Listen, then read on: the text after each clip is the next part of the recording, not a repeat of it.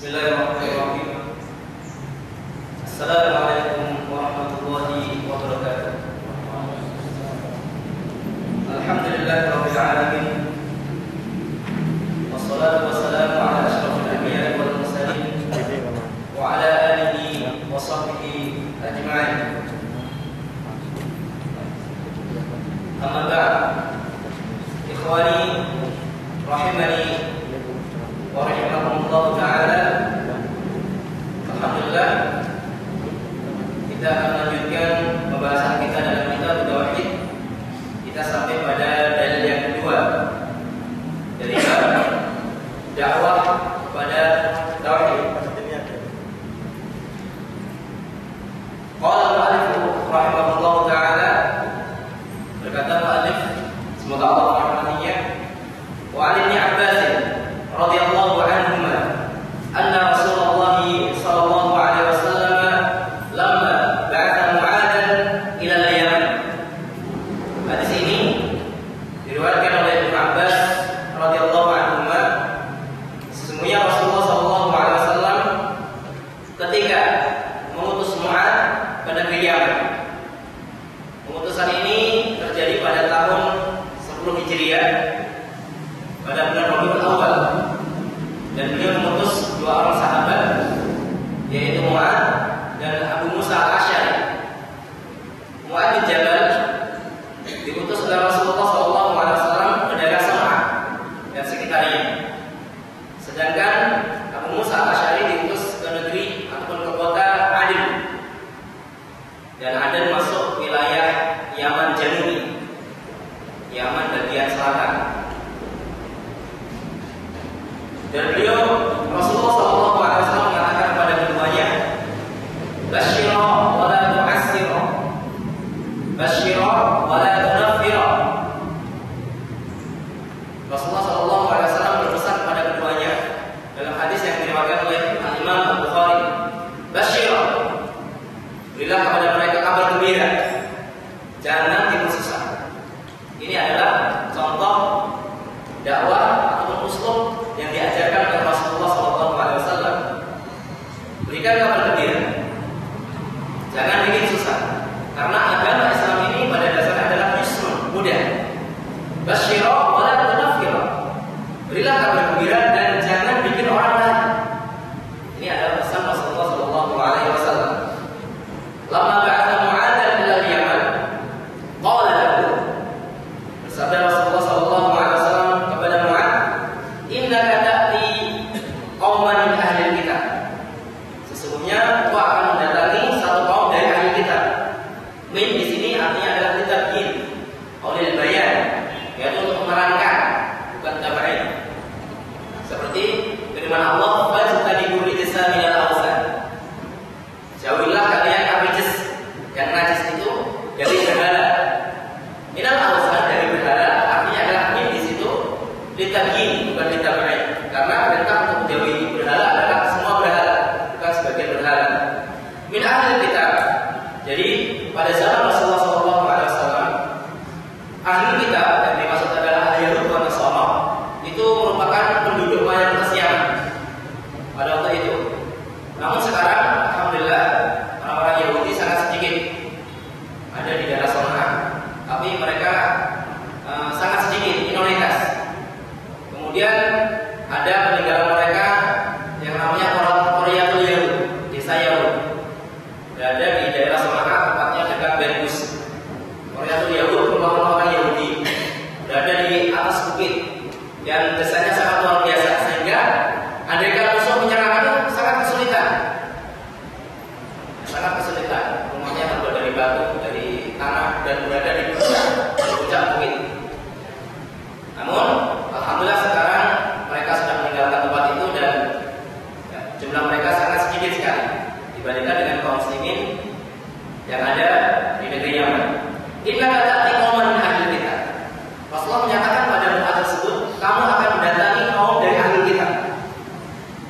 Perkataan Rasulullah SAW di sana mengandung beberapa isyarat. Isyarat yang pertama, Mu'adh akan mendatangi satu kaum wahai ulama lain sejadi, mereka itu bukan orang bodoh. Artinya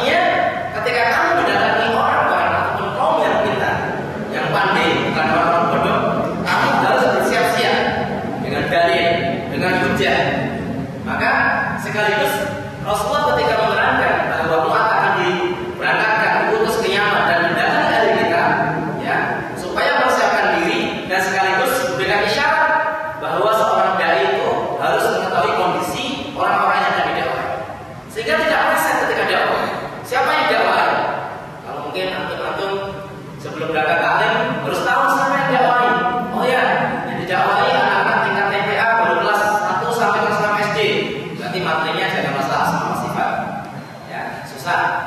Kalau materinya cukup Iqra, kemudian mungkin tajwid yang non mati ataupun tanwin, atau dengan huruf hijaiyah apa hukumnya, kemudian tauhid yang sifatnya dasar seperti itu. Ini Rasulullah SAW betul-betul seorang dai mumtaz, dai al-awwal, dai al-mumtaz, seorang dai yang betul-betul paham kondisi makhluk. Ya, sekaligus ini adalah isyarat bagi seorang muslim adalah dia tahu ilmu waqi, dia tahu kondisi umat. Jangan sampai belajarnya antum di sini nggak peduli dengan ekor-ekor yang ada di Palestina, nggak tahu kondisi saudara-saudara kita yang ada di sini yang nggak tahu. Tidak, Rasulullah orang yang paling tahu dengan waqi. Maka dari itu ketika Rasulullah SAW dan para sahabatnya ditindas oleh orang-orang kafir Quraisy, Rasulullah memerintahkan mereka hijrah ke Habasyah. Karena Rasulullah tahu bahwa raja yang berkuasa di Habasyah dan raja yang adil tidak salah pilih. Kalau Rasulullah SAW tidak tahu waqi, ya, Rasulullah menetapkan sahabatnya berhijrah pada satu tempat, sedangkan tempat itu tidak diketahui, maka yang terjadi adalah kerusakan. Tapi Rasulullah SAW mengetahui daripada waqi, dan pengetahuan Rasulullah SAW itu sebagaimana disebutkan oleh Asy-Syaikh Al-Utsaimin rahimahullah taala dalam Al-Qaul Mufid melalui dua cara. Yang pertama al-wahyu, kemudian yang kedua al-ilmu wa tajribah, yaitu pengetahuan, kemudian tajribah, yaitu percobaan. Al-ikhwan rahimahullah taala, inna ta'ati qauman min ahli kitab faliyahum awwalu ma tad'uhum ilaihi syahadatu an la ilaha illallah. Maka hendaklah yang pertama kali kamu seru kepada mereka syahadah an la ilaha illallah, kesaksian bahwa tiada ilah yang berhak disembah kecuali Allah Subhanahu wa taala. Di sini mahal syahid hadisnya. Di sini kunci hadisnya bahwa dakwah itu penting, dan dakwah ataupun materi dakwah yang paling penting adalah dakwah kepada tauhid, yaitu mengisahkan Allah Subhanahu wa taala dalam beribadah. Wa fi riwayatin ila an yuwahhidullah. Dalam satu riwayat disebutkan sampai mereka mentauhidkan Allah Subhanahu wa taala. Fa innahum ata'uka lidzalik. Kalau mereka mentaati kamu, fa'alimhum anna Allah aftarada 'alaihim 5 shalawatin fi kulli yawmin wa lailah. Maka kabarkanlah kepada mereka bahwa Allah telah mewajibkan kepada mereka salat 5 waktu setiap sehari semalam. Jadi dari lafaz hadis ini juga kita bisa mengetahui bahwa yang namanya dakwah itu kita mulai dari yang paling penting, kemudian pada yang penting. Jangan terbalik, yang nggak penting didulukan dan lain sebagainya. Kita harus memperhatikan sesuatu yang paling penting. Ya, jadi kalau kita melihat suatu kaum, satu kelompok manusia ataupun satu penduduk desa, mereka menyebutkan Allah, ya, maka antum sampaikan kepada mereka ini adalah merupakan kesyirikan. Tentunya dengan bahasa yang lembut, dengan bahasa yang mudah dicerna dan mudah diterima. Jangan arogan, karena ar-rifqah lemah lembut adalah termasuk aslun min usul Ahlussunnah, termasuk pokok keyakinan ataupun pokok ajaran daripada Ahlussunnah wal Jamaah. Fa'inhum ata'u lidzalik. Kalau mereka mentaati kamu, fa'alimhum anna Allah farada 'alaihim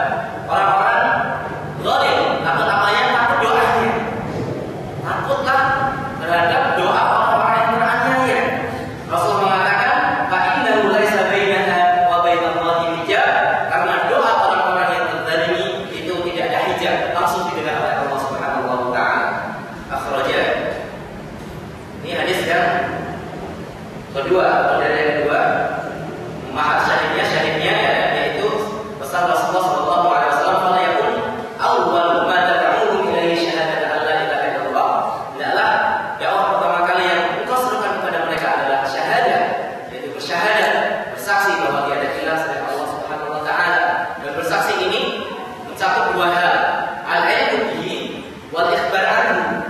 Yang pertama, dia mengetahui, memahami, kemudian dia mengabarkan dengan lisan, an-nutqu, mengucapkan.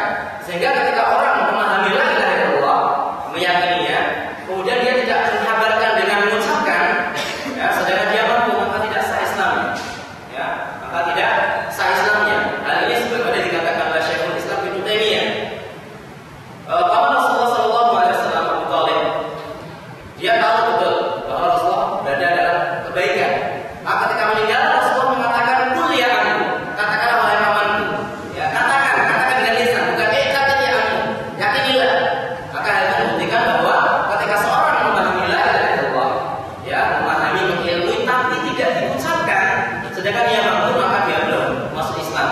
Dari yang jelas yaitu kisah Abu Thalib ketika ia meninggal dunia. Kemudian hadis yang selanjutnya secara urutan ada dari yang ketiga. Qala al-mu'allif rahimahullah ta'ala wa lahu an Sahl bin Sa'd radhiyallahu anhu. Dari Bukhari dan Muslim. Hadis ini diriwayatkan oleh Imam Al-Bukhari dan Imam Muslim dari Sahl bin Sa'd radhiyallahu anhu. Anna Rasulullah sallallahu alaihi wasallam qala yaum Khaibar. Rasulullah bersabda pada perang Khaibar. Sebelum perang Khaibar, Rasulullah bersabda, dan perang Khaibar ini terjadi pada waktu sebelum Fathu Makkah, tapi sesudah perjanjian Hudaybiyah.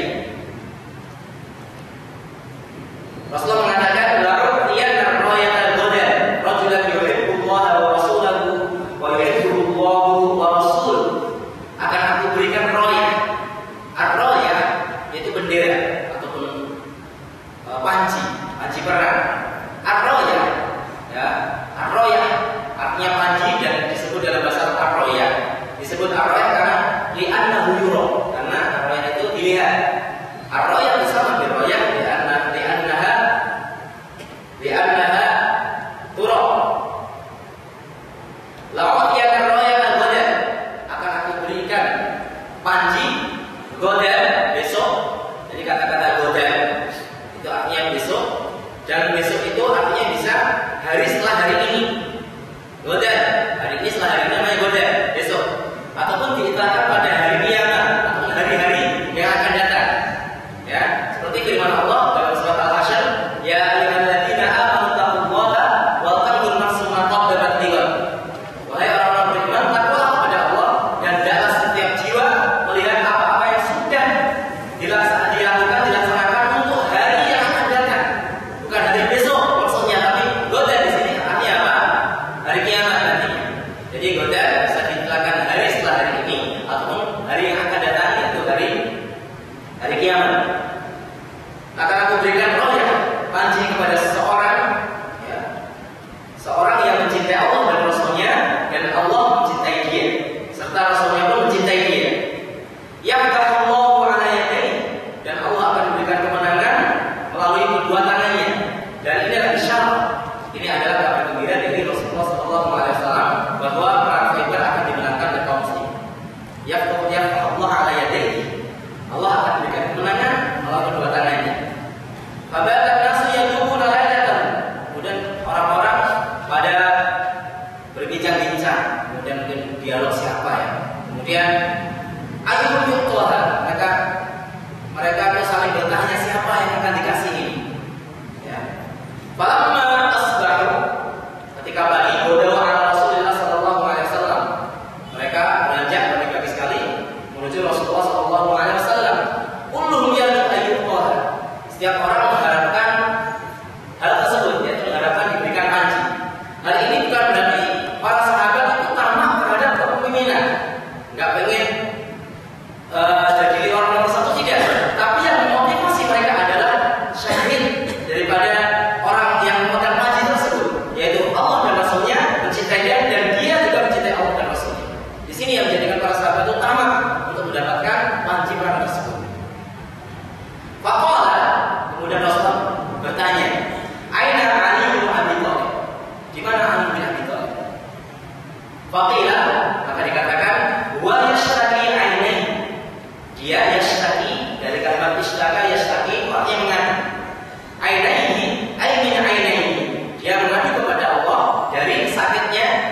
dari sakit matanya artinya. Ya ta'alam min ainaihi, dia sakit matanya, dipakai yastaki, yastaki artinya itu mengadu untuk hal-hal yang berhubungan sakit. Itu artinya seorang yang sakit itu harusnya mengadu pada Allah. Yastaki ila Allah, mengadu pada Allah min ainaihi, dari sakit matanya. Maka disebut yastaki ainaihi, sakit kedua matanya. Ba'asal ilaihi fa'utiya bihi fa'basaqa fi ainaihi. Kemudian diutus beberapa orang kali, kemudian Ali dibawa. Dituntut, ini menunjukkan bahwa sakitnya parah, tidak bisa datang sendiri. Ya, sampai dijemput. Kemudian Rasulullah memindai kedua matanya, wada'ahu, dan berdoa untuknya, fa bara'a ka'alam yakun bihi wajah. Kemudian apa? Langsung sembuh seketika, dan tidak ada asar bekas bahwa dia sakit, tidak ada merah-merah, tidak ada kuning-kuning, tidak ada apa-apa, langsung sembuh. Padahal biasa orang sakit masih ada bekas-bekasnya sakit kalau sembuh, apalagi sembuhnya barusan. Kalau mungkin sudah 2 hari 3 hari mungkin sudah hilang bekasnya, tapi ini baru langsung seketika dan bekas sakit tidak ada. Ini adalah ujian dari Rasulullah SAW. Fa'aqahu roya. Kemudian Rasulullah SAW berikan panji perang tersebut. Faqala, dan bersabda, "Unfud ala rislika." Unfud ma'nahu imdi, berjalan, imshi, berjalan. Ala rislika, aymannya, pelan-pelan, santai. Jangan berusaha-berusuh kalau orang Jawa. Jangan apa namanya, ribut. Hati-hati, jalan santai, pelan-pelan. Karena orang-orang Yahudi, mereka itu licik sekali. Wa nafsuhum khabitha, dan jiwa mereka itu kotor, licik, dan sampai sekarang kita saksikan. Mereka itu sangat licik sekali, dan sebetulnya mereka itu adalah sangat penantang sekali. Unfud ala rislika hatta tanzila bisahati. Jalan santai sampai kamu mendekat ke daerah mereka. Kemudian tsumma ta'udu ila Islam, dan serulah mereka kepada Islam. Ini syahidnya. Ya, sampai dalam kondisi perang pun seorang itu wajib berdakwah. Khususnya ketika seseorang ingin memerangi satu kaum yang belum sampai dakwah kepada mereka, yang belum sampai dakwah kepada mereka, maka kewajiban pertama kalian dakwah, menyampaikan dakwah. Adapun satu kaum yang sudah sampai dakwah, sudah mendengar Islam, ya, maka ketika sebelum memerangi tidak diwajibkan dakwah, tidak diwajibkan menyampaikan kabar dulu. Kamu akan saya perangi. Mereka lari, atau mereka akan merancang makan lagi kan? Mau perang mau kasih tahu. Padahal Rasulullah mengatakan al-harbu khut'ah. Kami perang itu adalah taktik. Ya, taktik. Mau perang kasih tahu ya, malah susah kan? Maka harus dibedakan antara kaum yang sudah sampai dakwah dan kaum yang belum sampai dakwah. Wa akhbiruhum bima yajibu alaihim min haqqillahi ta'ala fi. Kemudian kabarkan kepada mereka dari hal-hal yang sifatnya hak Allah dan kewajiban mereka. Fa wallahi, kata Rasulullah,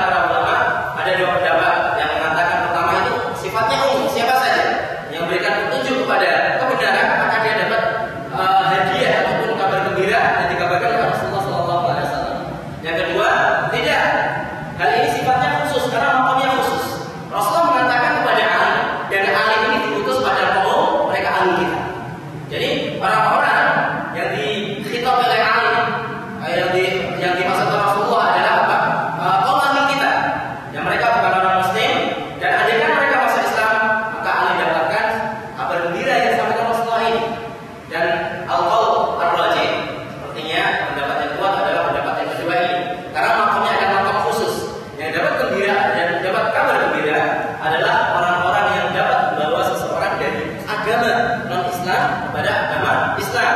Dan bukan berarti apa? Orang-orang yang menasihatkan atau mendakwai seseorang yang berbuat maksiat sampai dia kembali pada Islam itu tidak dapat balasan, tidak. Tetap hadis-hadis yang lain yang menunjukkan keutamaan dakwah itu ada. Cuma hadis yang khusus di sini khairul laka min humrin na'am, lebih baik daripada unta merah. Artinya seseorang dapat mendapatkan pahala ini adalah khusus bagi orang-orang yang dapat membawa seseorang dari din selain Islam pada din Islam. Al-jaza' min jinsil amal. Pahala itu sesuai dengan amalnya. Orang yang keluar dari agama mereka, agama non-Islam, ya, kepada Islam, pada hakikatnya Allah menyelamatkan mereka dari neraka. Karena mereka adalah orang-orang yang binas masuk neraka. Ketika mereka keluar dari agama mereka dan masuk Islam, berarti Allah mengeluarkan mereka dari neraka, insya Allah dengan perantara kamu. Kalau kita beramal seperti ini, bisa jadi Allah akan memberikan balasan yang sesuai. Kalau kita berjasa mengeluarkan seorang dari neraka pada jannah dengan izin Allah, insya Allah kita akan mendapatkan seperti itu. Akan dimudahkan Allah Subhanahu wa taala menghindari nerakanya dan masuk surga. Al-jazaa' min jinsil amal. Apalagi yang untuk mendapatkan tauhid. Ya, tauhid. Semoga dapat pada tauhid. Bila ada hewan-hewan yang masih belum paham tauhid, derajatnya sama dengan orang-orang yang orang-orang non-Islam masuk ke Islam. Walaupun sebenarnya saya katakan bahwa pendapat yang logik adalah orang-orang yang mendapat kabar gembira dari hadis Rasulullah SAW adalah orang yang dapat mendakwai orang non-Muslim sehingga dia masuk ke agama Islam. Ayat ikhwan, kemudian yang perlu diperhatikan la ayyadillahu bika rajulan wahidan, disebutkan dalam hadis ini la ayyadillahu, dan Allah berikan hidayah, bukan disebut la'an tahdiyah, tapi Allah yang berikan hidayah. Maka maksud hidayah di sini adalah hidayah taufik, karena hidayah dibagi menjadi dua. Yang pertama hidayatul bayan, ya, hidayah yang kedua hidayatul taufik. Kalau hidayatul bayan itu adalah merupakan kewajiban kita menunjukkan jalan kebenaran. Ini loh jalan yang benar. Ini hadis Rasulullah, ini firman Allah, ini yang benar. Itu adalah kewajiban kita, ya. Ini ada kewajiban kita, ya. Kewajiban Rasulullah